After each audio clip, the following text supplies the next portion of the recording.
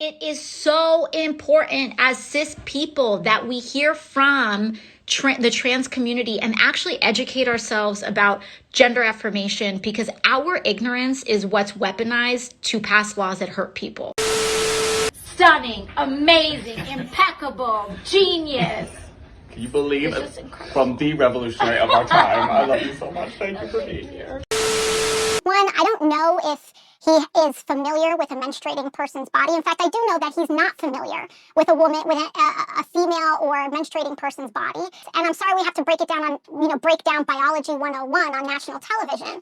But I mean, there is just a basic biology here that we have to contend with. And I'm sorry we have to break it down on, break down Biology 101 on national television. Biology. What Nancy Mace and what Speaker Johnson are doing are endangering all women and girls. Because if you ask them, what is your plan on how to enforce this? They won't come up with an answer. And what it inevitably results in are women and girls who are primed for assault because people are going to want to check their private parts in suspecting who is trans and who is cis and who's doing what. And so the idea that Nancy Mace wants little girls and women to drop trow in front of who? An investigator? Who would that be? Because she wants to suspect and point fingers at who she thinks is trans is disgusting. It is disgusting. And frankly, all it does is allow these Republicans to go around and bully any woman who isn't wearing a skirt because they think she might not look woman enough. People have a right to express themselves, to dress how they want, and to be who they are. And if a woman doesn't look woman enough to a Republican, they want to be able to inspect her genitals to use a bathroom. It's disgusting. And everybody, no matter how you feel on this issue, should reject it completely. What are they doing? They're doing this so that Nancy Mace can make a buck and send a text and fundraise off an email. They're not doing this to protect people. They're endangering women. They're endangering girls of all kinds. And everybody should reject it. It's gross. Thank you. Thank you. It's disgusting. It is disgusting. It's disgusting. It's gross. Thank you. Thank you. Well, this is one of the problems with this left-wing gender ideology, is that no one who espouses it can even tell you what these words mean. Like, what is a woman? Well, can you tell me what a woman is? No, I can't.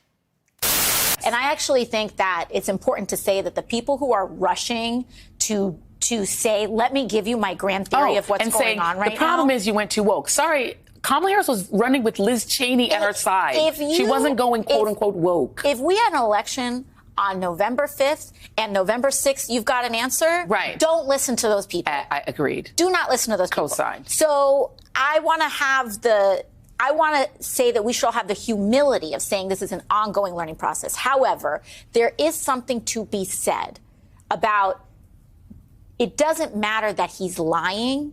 He's saying that I'm fighting for you. In all of this debate that people are talking about with this woke thing, right? Yeah. Oh my gosh.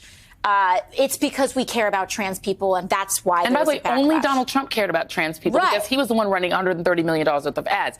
The Harris campaign said nothing about this issue. That's right. That's right. And listen, the ads, it's not to even deny the fact that these ads were effective in certain areas.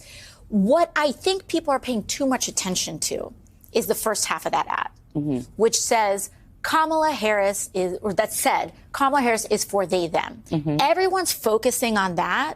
They're not focusing on the second half of that ad, where he said, Donald Trump is for you. Yeah. Can you believe it? From the revolutionary of our time. I love you so much. Thank you for being here. Yeah. And Democrats very often, in their messaging, they speak in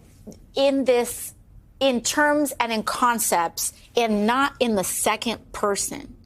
I care about you. And political races are not about one candidate versus another candidate. Too often it gets pigeonholed like that. It is a race to convince a person about who cares about you more.